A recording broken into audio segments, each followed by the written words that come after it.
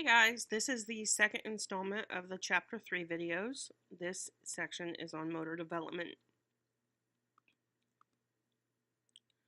So dynamic systems theory says that infants assemble motor skills for perceiving and acting together. Perception and action are coupled together, okay? The motor skills developed by development of the nervous system, the body's physical properties, and its possibilities for movement. A goal the child is motivated to reach, right? So this infant wants to do this thing. It's driven to do this thing. And environmental support for the skill. Reflexes are built-in actions to stimuli. They govern the newborn's movements. They're genetically carried survival mechanisms that are automatic and involuntary. And these include the rooting reflex, which is stroking the infant's cheek or the side of the mouth, and the infant turns its head in order to find the thing to suck. The sucking reflex occurs when newborns automatically suck an object placed in its mouth, and you can when you have an infant, you can see that doing that. You put your finger near its mouth, it's going to suck on your finger, thinking that it's going to get some sort of nutrition from your finger. But this is like an automatic reflex. This is not something they plan. This is what I want. This is just what their body makes them do. The moral reflex startles in response to sudden intense noise or movement. Honestly, I feel like I still do that. So I get startled much more often than most people. But infants will do this quite often. Grasping reflex. So this occurs when something touches the infant's palms. It responds by grasping tightly. So here is a nice video about reflexes. I can get it to play. Babies are born with a set of reflexes critical for survival in the outside world. Some of these reflexes are so obvious you might not think to look for them, such as the breathing reflex or the eye blink reflex. Rooting is one of the most critical reflexes. By touching 4-week-old Lily's cheek, she'll turn her head and open her mouth in preparation for nursing. Once the baby is in contact with a breast, a bottle, or even a finger, the sucking reflex takes over. Involuntary at first, the neonate will gradually gain control over sucking during the first year.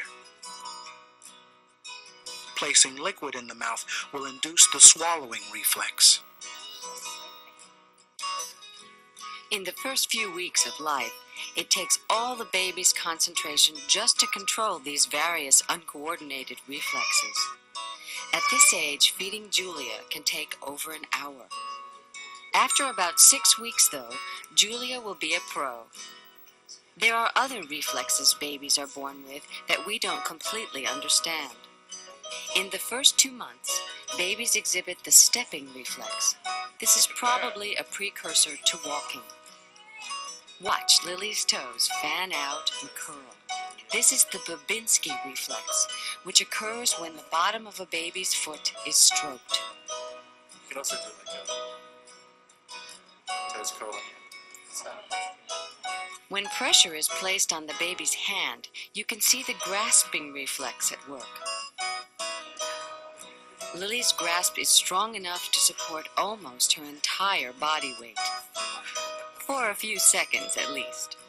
When startled or dropped, a baby may respond with the Moro reflex. The arms fling outward and inward as if the baby were groping for support. 2-month-old Julia doesn't even need to be awake to demonstrate this reflex.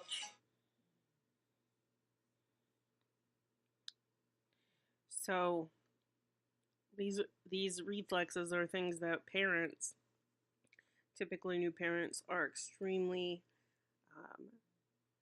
crazy over. So we used to have my sons grasp our fingers and pull them up a little bit too, because their grasp was so strong for what you would expect for an infant's grasp. And this is like the video mentioned, a reflex, and it can almost hold their entire. It feels like it can hold their entire body weight because we would pull them up and let them sit up. Um, we waited more until they're because when a newborn's neck is very unstable.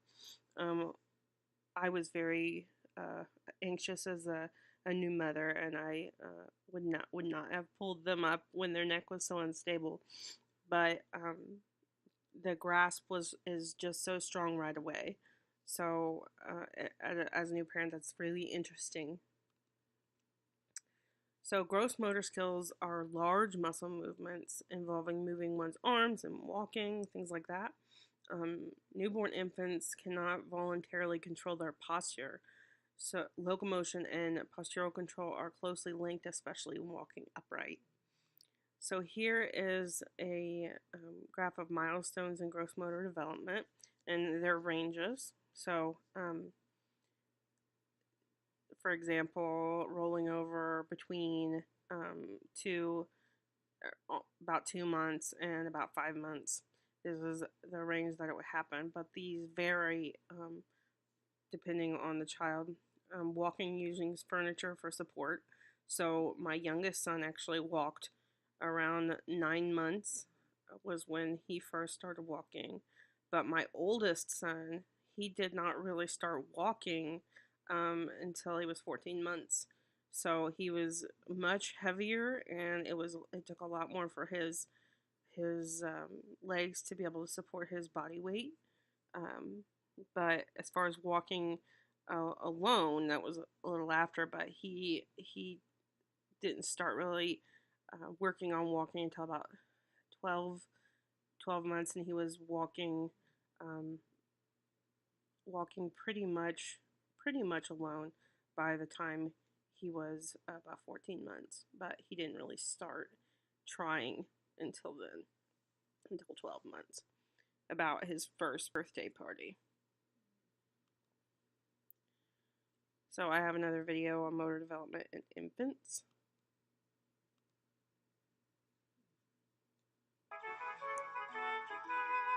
It's a question that has intrigued scientists for at least 60 years, since this 3-month-old was filmed learning to sit, then 3 months later to crawl, and at 9 months, take his first supported steps. The film was made by psychologist Myrtle McGraw, who in the 1930s did some startling experiments, like dunking a 2-week-old in a pool to see if he could swim. Luckily, he could. Her most famous experiment was with these twins, Jimmy on the left and Johnny on the right. Johnny was given some unusual opportunities. Introduced to roller skates at 13 months, he was soon an expert. Johnny's physical training continued as he grew older, and he outperformed his untrained twin on tests of physical strength and agility. But on the basics, sitting, crawling, walking, Johnny didn't develop any better or more quickly than Jimmy. Why don't you bring Matthew in? And we want to... Myrtle McGraw's research inspired generations of psychologists to try to find out how much of a baby's physical development is inborn and how much comes from on-the-job training. There you go. And we're going to prime the pump a little bit here and see if we can give him the idea that he can bounce in this. I recently visited one of these psychologists, Harvard's Gene Goldfield, on the day he was meeting 6-month-old Matthew. Oops. He's supposed to bounce, not fly. They don't know what to do in this situation. There are no instructions.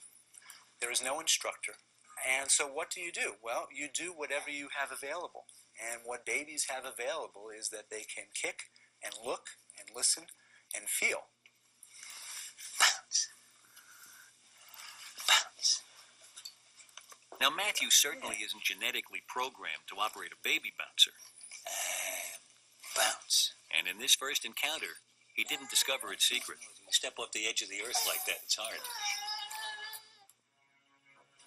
On her first try, 6-month-old Eve didn't get very far either. But by the time of my visit 10 days later... Wait a minute. This is contagious. I like this. You're right. Eve's feet and legs have now figured out for themselves exactly when and how hard to kick to get the bouncer bouncing. Eve herself is just having fun. Clearly what she's doing is paying attention to the fact that something that she's doing is producing some effect. And it's very motivating. She discovers video. Eve's brain isn't figuring out the physics of the bouncer. It's just enjoying the result. Nor have her genes programmed her to bounce. What's happened is that her legs have discovered for themselves just what to do. That's great, isn't it?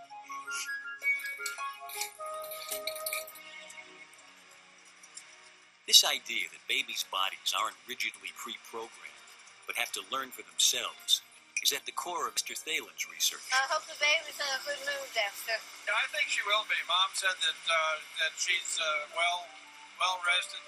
She's been fed, so she should be in pretty good shape.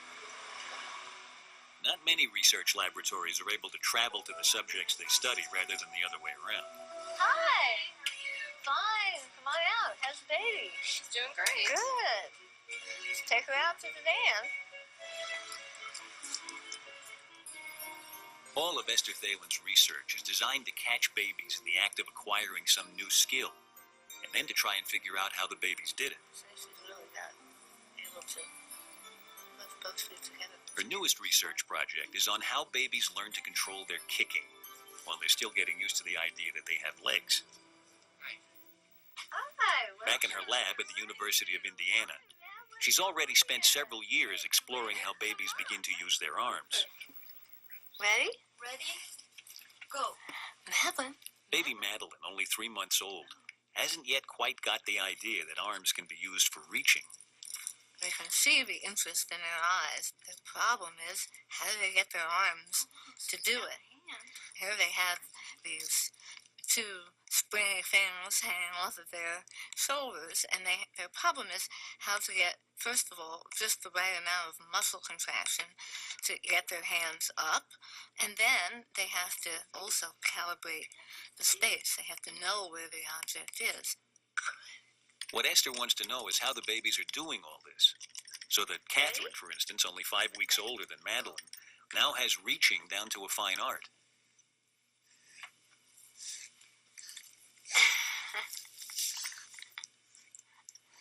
There you go. Good. You got it. Esther videotapes the Move his babies. arms, flap his arms up and down. He's waiting for the toy. Then, from 2 different angles, she can follow exactly how the baby goes about reaching. In slow motion, 4-month-old Gabriel seems to be flailing around almost at random.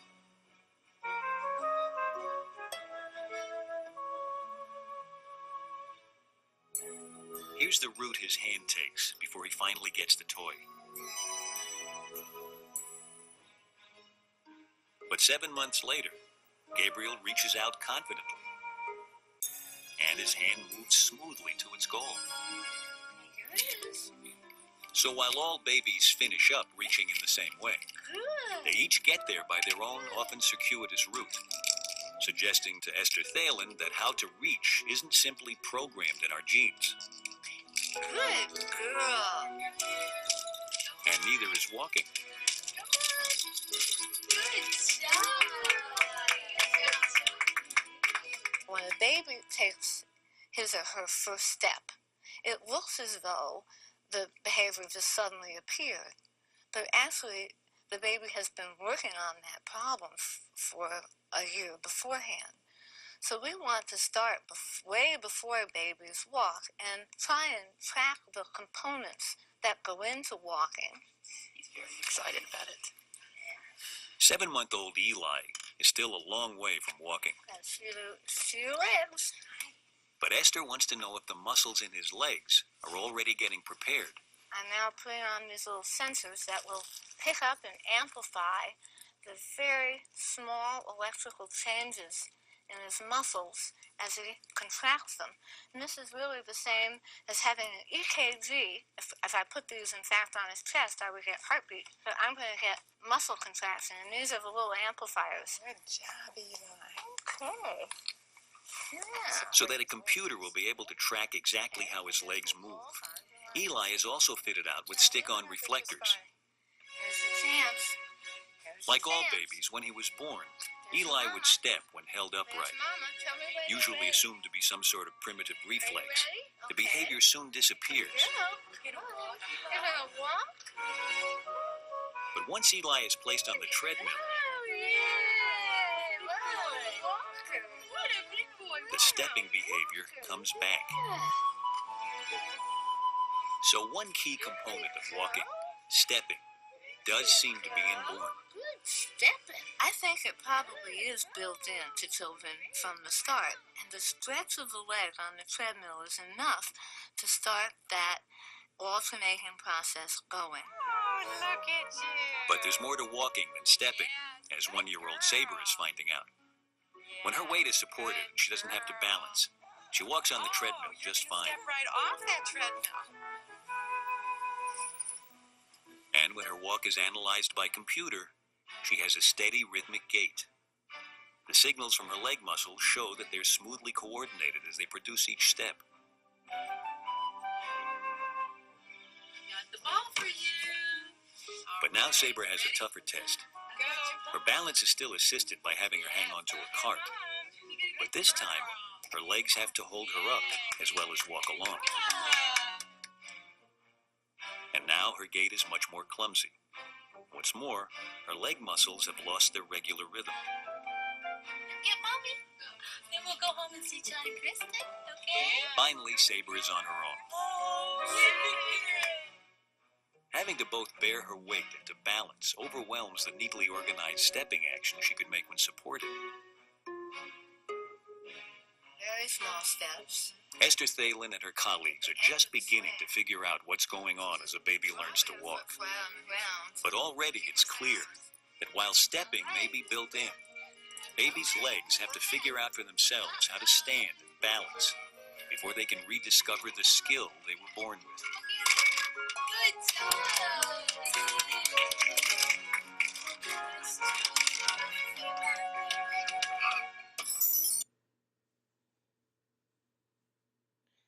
So you can see that this supports the idea of gradual changes for development instead of really quick, stark changes that are more like stages. The infant develops these motor abilities by these tiny changes. It basically scaffolds into finally walking or reaching. Now, this type of research, consider the impact that this could have not only on development of children, but on things like physical therapy, sports, things like that, especially for people who may have been in accidents and need to learn how to walk again. So knowing all of this information has helped impacted many different areas, many different age groups. So gross motor skills develop in the second year. Toddlers become more mobile as motor skills are honed. By 13 to 18 months, toddlers can pull a toy attached to a string or climb stairs. By 18 to 24 months, toddlers can walk quickly, balance on their feet, walk backward, and stand and kick a ball. So fine motor skills, now these involve more finely tuned movements. Grasping toys, using a spoon, buttoning a shirt, or anything that requires finger dexterity. Infants need to exercise their fine motor skills. So fine motor skills, think about when you have a child in preschool. I know I took both of my kids and had them in preschool, and think of preschool or kindergarten, you have to buy like child scissors, right? And they are these kind of little clunky scissors. And these kids, when they bring home these shapes that they cut out, at first they're very rough. But the more, and you think some people think, or some parents might think that, oh, they're just wasting time. What are they cutting paper at school? But these are helping tune their fine motor skills, because the more this child works with these movements, developing with these scissors, the you can tell as they develop over time that they go from cutting this really rough shape to a much more refined shape that they are able to do because their dexterity in their hands and so on has improved. Okay, and the next section I'm going to talk about is sensory and perceptual development.